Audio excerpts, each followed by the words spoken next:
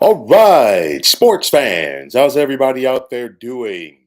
William Martin coming at you one more time here on YouTube with another edition of the 300 Pounds of Sports Knowledge Podcast.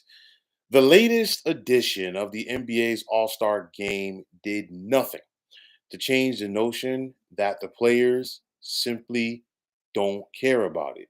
Now, last night's All Star game ended with another video game score as the Eastern Conference defeated the Western Conference by the score of 211 to 186. After one quarter, 12 minutes, the East was already up 53 to 47. 97 three-point shots were attempted by the East, while the West chimed in with 71 attempts of their own from downtown. Now, we all know in watching the current product of the NBA that defense is optional during the regular season, and it's even worse in the All Star game. Only three personal fouls were called for the entire contest last night. Now, what we saw last night and what we continue to see from the current game is a flat out embarrassment, as it's a slap in the face to all of those players who paved the way for these guys. I mean, the entitlement, in my opinion, of current players in the NBA continues to rule the roost. We saw that last night. In the contest, and then you've got guys out there that are beefing about the 65 game requirement now to be eligible for postseason awards. And you got Jalen Brown and the Boston Celtics basically saying he's in favor of the league bringing it down to 58. So the current players have basically told the paying public that the regular season and your money that you spend does not matter. But by the way, give us a max contract that can pay me more than $250 million. So that's no problem. And at the end of the day, it's sad because there's no honor, as there was a time when players faced off in all-star games for bragging rights and pride. But clearly, this appears to be a thing of the past. And it's not just reserved for the NBA, as the National Football League has had to do away with its Pro Bowl due to the lack of effort from their players. Major League Baseball's All Star game was once a showcase of the game's best at the Midsummer Classic, as it was in the only time in the year back in the days that you got to see the stars from the American League take on the stars of the National League. But that's been done in by interleague play throughout the season now. For one thing, you got pitchers that don't want to pitch. If they pitch Sunday, oh, they're not eligible. If they pitch Saturday, they're not eligible to play in the All Star game. They don't want to go more than 20 pitches, you name it. And, it's just become a joke altogether. And just like the regular season, you know, where you see guys sit out because they're worried about getting hurt, guys are taking the court for the All Star game, worried about, injuries.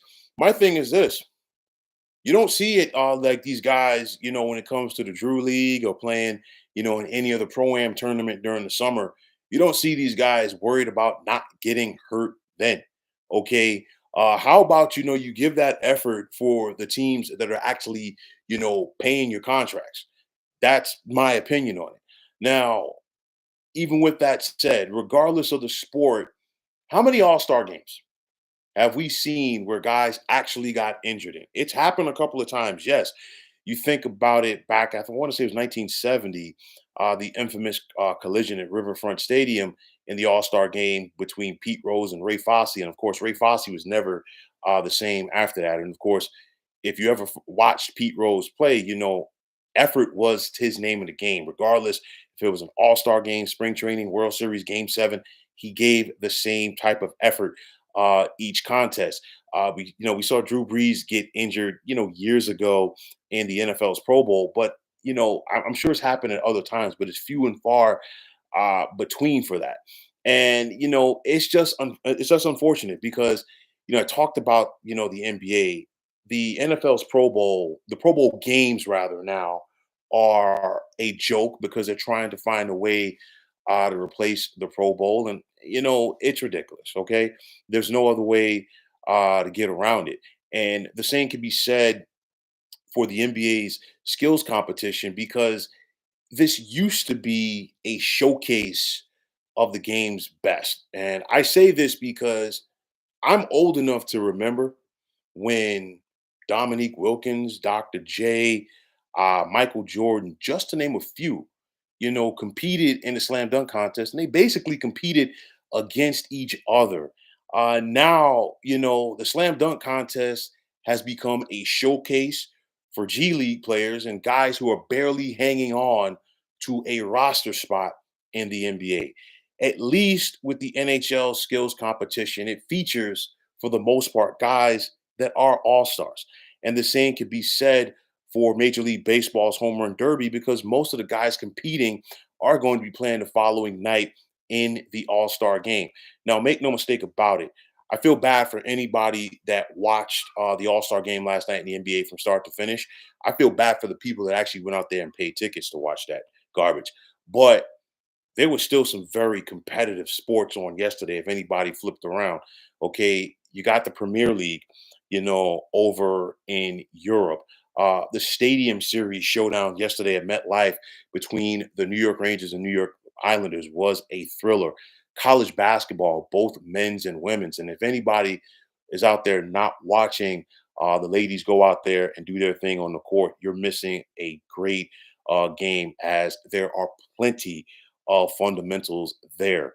But getting back to that All Star game last night in the NBA, there was no competitive nature as it was a clown show. And, that took place in Indianapolis, which was allegedly an NBA All Star game. It was far from that.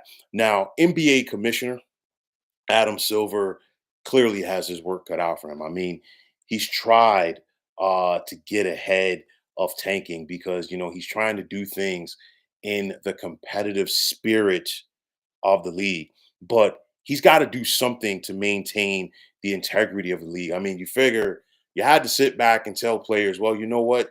You've got to play at least 65 games in order to be eligible for postseason awards.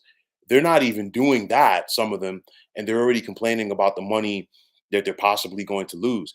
Like I talked about it the other day, clearly the union and the league aren't going to agree to it, but what would happen if it was a scenario where if you missed a game, you missed a game check? I guarantee you nobody would miss a game. The union's not going to agree to that, but something has to give because I want to see what the networks are going to do or not do at the next round of bargaining for the NBA's next television contract. Because if there are incentives put in there by the networks to say, hey, you know what? If these guys aren't playing or if these guys aren't going to compete, you know what? We got to do something about the money. That might possibly change something. Fans, in my opinion, should stop going to games because it's one of those where a lot of these teams around the league in the NBA they charge differently for their games based on the opponent that is in town. You're going to pay different money, okay, for in some arenas if the Golden State Warriors are coming to town as opposed to the Charlotte Hornets. It's just the way it is. And it's tough to tell somebody, you pay $80 for a ticket, you go there, you buy a couple of drinks, and you sit down, and Steph Curry ain't playing. You pay your $80 or $100 for a ticket to see LeBron James play, and he ain't playing. Okay. So, and like I talked about it before in the state of the NBA, you know, if Drake or any of these top musicians out there were to have a tour and they canceled their show in Houston because they're saying, you know what, they're on load management because they had a show in LA the night before. Folks in Houston don't want to hear that. Okay, they paid their hard-earned money to see Drake perform. They didn't go out there to sit up there and see somebody else perform in Drake's place. And this is a problem, and this is an aspect that I don't think that the current for the most part, the current body of players in the NBA grasp. Now, I will say this about David Adam Silver. He's like I said, he's got his work cut out for him, and like I said before, Adam Silver ain't David Stern because Adam Silver, I think for me, is too buddy buddy with the players, and I understand that you want to have a partnership with the players going forward. And I totally get that and I totally understand that. But with a guy like David Stern, you knew who the boss was. David Stern, worked with the players and the players worked with him. But I think everybody involved knew who was in charge. And I mean, there's just too much going on right now. And in my opinion, I feel like the players as a whole do not respect Adam Silver. Now, with the National Football League, there's really no such thing as load management because you have a 17 game regular season. Every game is intense, every game matters the most, and you really don't have to worry about it. But, it's a problem in the NBA. We're seeing it continue to grow in Major League Baseball as well. And now it's just carrying and spilling over to their respective all star games. Now, for the NBA, is there any way to change this product, which has become a joke? Well, like the old saying goes, money talks and everything else walks. If you want to go out there and say, you know what, we need guys to go out there and compete harder, start messing with the pockets. It's the bottom line is money makes the world go around. And if you start messing with people's money, I guarantee you things change. But, it's unfortunate because there was a time when we all knew during the 80s that more than likely you were going to see the Lakers and Celtics in the finals, but that didn't stop Magic and Kareem from going out there and going toe to toe with Larry Bird and Kevin McHale.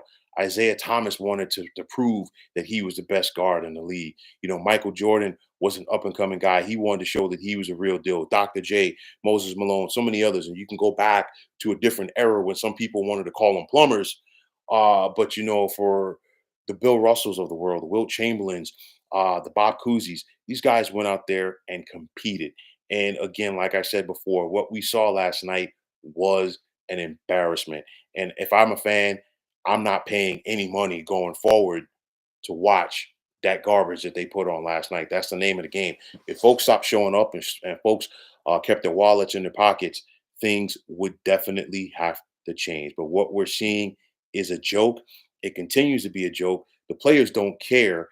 They have no problem coming out and saying that they don't care. And at the end of the day, the ball is in the court of one Mr. Adam Silver to see what he's going to do to save this embarrassment that is becoming the National Basketball Association. So, folks, that's going to wrap it up. And as always, I want to take this time out to thank all of you for tuning into the 300 Pounds of Sports Knowledge podcast here on YouTube. I want to take this time out to thank all of you fine folks out there for tuning in. And if you have not already, please feel free to subscribe to this channel. Now, if you're on the X, formerly known as Twitter, please feel free to follow me at 300 Pounds of Sports. And like I always say, if you follow me, it will be my pleasure to follow you right back. There's also the sports discussion group on Facebook at the Sports Depot 365. Now you can check it out. Drop a line to be a part of one of the better sports debating sites going on social media.